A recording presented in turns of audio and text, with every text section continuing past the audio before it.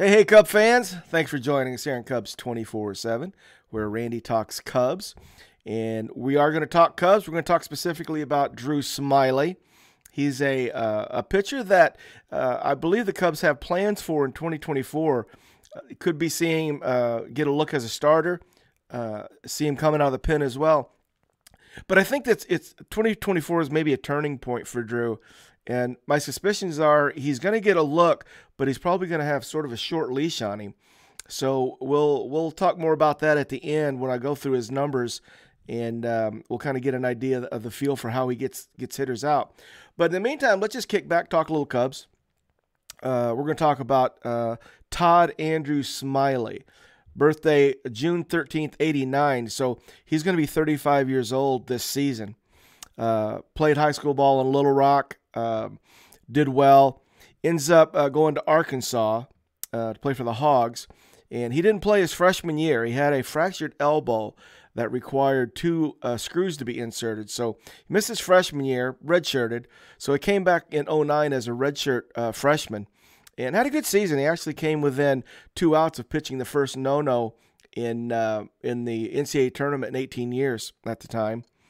He played in the summer league with the Duluth Huskies of the Northwoods League, which is a summer college league. And he played under former Mets manager Terry Collins in that summer of 09. In 2010, with the Razorbacks, he did really well. Went 9-1 with a 2.8 ERA, had 114 Ks in 103 innings. He was all SEC. That summer, the draft of 2010, the Tigers select him in the second round, picked him 68th overall, and Drew signed a $1.1 million contract with the Tigers. In 2011, he also played with the U.S. national team, won a silver medal in the Pan American Games in 2011. Had a great first professional season in the Tigers organization as well. He played for the Lakeland Tigers in A-ball and got promoted during the season to the Erie Seawolves, Double-A. He was actually the Tigers minor league pitcher of the year in 2011, went 11-6, 22 games, 21 starts with a stellar ERA, 2.07. Had 130 strikeouts in 126 innings. So really an excellent first season in professional baseball for Drew. In 2012, he was invited to spring training, and he won a spot on the rotation. So it was just after one start with the Mud Hens. They bring him up, and then he gets a blister and has to go on the DL mid-season. So he missed a couple of maybe like 6 weeks in that mid-season. Came back and spent August and September coming out of the bullpen. And we'll call this his rookie year in 2012. He finished with a 3.99 ERA, pitched 99 and a third innings, and he made the Tigers' postseason roster in 2012. In 2013, he started the season in the bullpen, and this was sort of the first season they had a look at him as a reliever, and he spent the entire season of 2013 in the pen. He went 6-0, had 2 saves, appeared in 63 games, another great ERA, 2.37, 81 Ks. So his first season as a reliever went really well. In 2014, he was named the 5th starter. But before he got a start, he was pitching, pitched 6 innings in relief before he made his first start. In his first start, he went 7 shutout innings and got the win. Then on July 31st, he was traded to Tampa Bay. So he's playing with Tampa Bay. They traded him at the trade deadline. And on September 9th, Rays manager Joe Madden decided to shut Drew down. Drew had racked up some innings, and he had a career-high 153 innings pitched, and I guess it spooked everybody. So on September 9th, they just shut him down. So in that season, he went 9-10 with a 3.24 ERA in 28 games and started 25 of those. So he's gone back and forth from the bullpen to the rotation already as a 25-year-old. In 2015, went 5-2 with a 3.11 ERA, 12 starts in 66 2/3 innings. And at the beginning of 2016 season, he wins an arbitration hearing, and he was awarded a $3.7 million contract for 2016. It didn't go that well. He went 7-12 with a 4.88 ERA, 30 starts, 175 in the third inning, but he gave up 32 home runs. So his Achilles heel started to show itself here in 2016. Drew gives up the long ball, gives up slug. In 2017, on January 11th, the Rays trade him to Seattle. He started the season on the disabled list, and on June 28th, he announced that he needed Tommy John surgery, and that ended his season. So his 27 season was cut because of injury. Prior to the 28 season, he signed a 2-year, $10 million contract with the Cubs. I had actually forgotten that the Cubs signed him back in 2018. And the reason that we forgot is he literally only pitched one inning in the Cub organization. He pitched an inning for the South Bend Cubs in 2018. That was it. Prior to the 2019 season, the Cubs traded Drew to the Rangers. And with the Rangers, he again started on the disabled list. It didn't go well. He had a 1-5 record, and his ERA ballooned to 8.42 in just 13 games with the Rangers, and they released Drew on June 25th.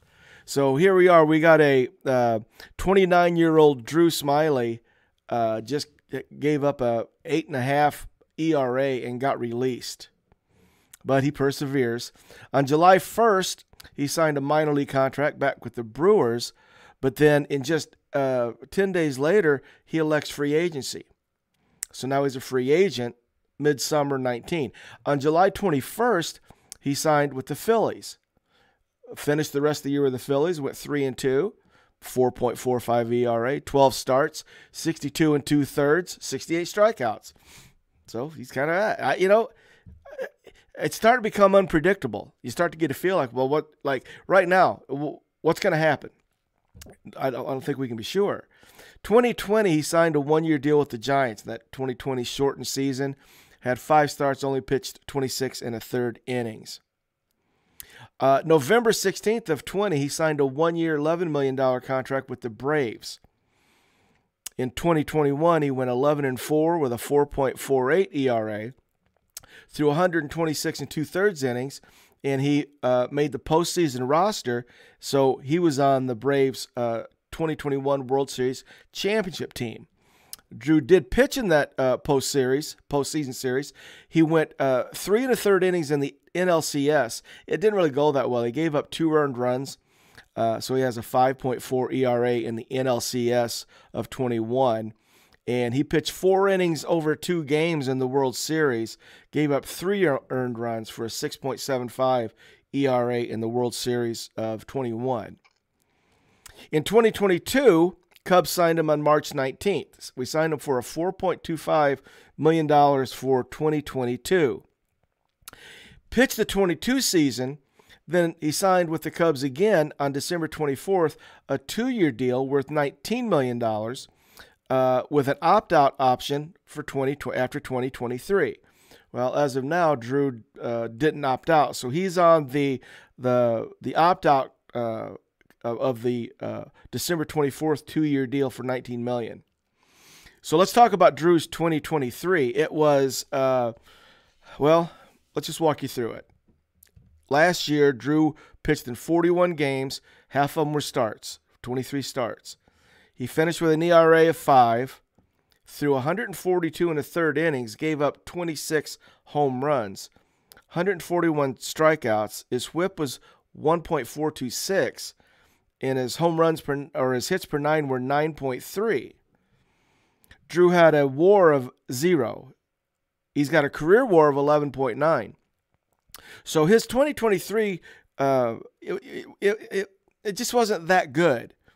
Let's look at his batting average numbers against. Batters hit 265 off of Drew in 2023, and that's above league average of 251. His on-base percentage against was .335, again higher than league average. his slug was 478, higher than league average of 409. So he gave up an OPS of 814, above league average of 728. His home run percentage was really high too, 4.2%, as opposed to a league average of 3.0. So, not that impressive. Just not something that you would go, yeah, okay, that's what we're looking for. Let's go a little deeper. Let's take a look at these splits. Versus right-hand hitters. Right-handed hitters had more trouble than lefties. Righties hit 241 with a 312 on base and a 446 slug for a 758 OPS. Problem is, left-handed batters hit 338 with a 405 on base and a 576 slug for just under 1,000 OPS at 981. He was better in relief. In relief, his slash line against was 216 with a 302 on base and a 373 slug. As a starter, it was 277, 343 on base with a 502 slug. So Drew was markedly better in relief. So, I don't even know. It's like, how do I feel about Drew Smyly? And I'm going to say I'm not thrilled. I'm not like, oh, definitely Drew. We're going to give him the ball and he's going to appear in 30 games. I don't know. I think what we're going to do is under contract. And I think the plan is going to be to give him a look. Probably give him a start or two, get him in. But I just don't think they're going to, if he struggles at all, I don't think they're going to spend any time on it. So I think he's going to have to be good right out of the chute. His arsenal is interesting too. So let me walk you through his arsenal, his weaponry.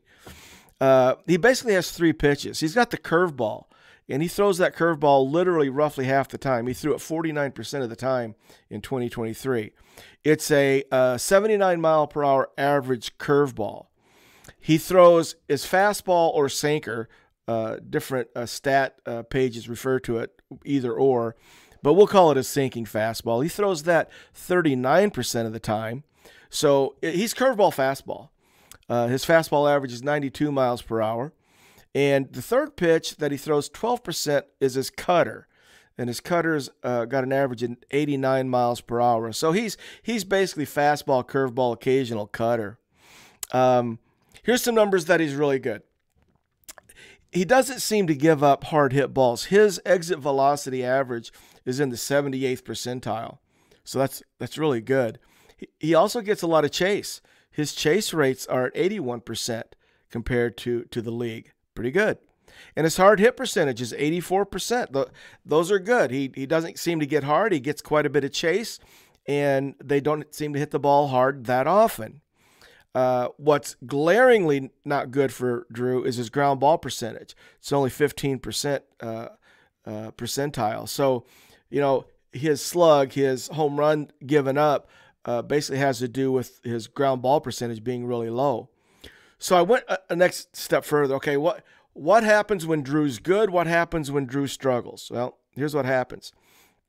Drew gets hit when his curveball is left up in the zone. So he throws that curveball, and he's trying to drop it knee-high inside corner to a righty, but knee-high or a little below. That's his target. But when he leaves it up, that's when he gets hit.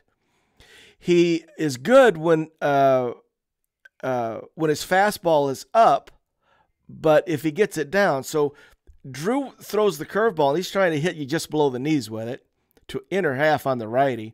And then he comes back with his fastball. Well, he wants that up on the edge up. So those are his targets. And when he misses either of those, that's when he gets in trouble. So I guess the part that concerns me is Drew gives up a lot of slug, and he gives up slug when his curveball misses, when he keeps it up. And when his fastball drifts down, he doesn't keep it up.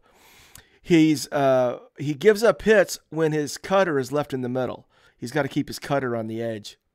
So it's like, okay, every pitch he throws is either going to be successful or not based on whether he locates it or not. And for me, I think that's why there's some inconsistencies. I think when Drew gets hot, when he's hitting his marks, he's hard to handle. When he loses it and he misses his spots, And that's true for all three of his pitches. So that's what we're going to look for. So when we watch Drew pitch, especially early on, when he throws that curveball, is he dropping it in knee high or below? When he throws his fastball, is he coming up, up and into a lefty? Is he getting it up on the righties? And is he leaving that cutter in the middle, or is he keeping it on the edge? So it's interesting. He's got three pitches, and one is on the edge up, one is on the edge low, and the other is on the edges left and right. So that's Drew's arsenal. If he's locating, he can be pretty good. But we'll see. 35 years old, should have some left in the tank. He's not a power pitcher. We'll see. The thing that I did see recently with Drew is he was working with one of these groups that I mentioned earlier, Driveline, and they were putting him on the monitors, and he was working on some different things. It looked like he was working really hard, and I saw a video of him, and he looked really good. Drew's big lefty. If he can, we're going to get a look at Drew. That's my point. We'll see what he's got.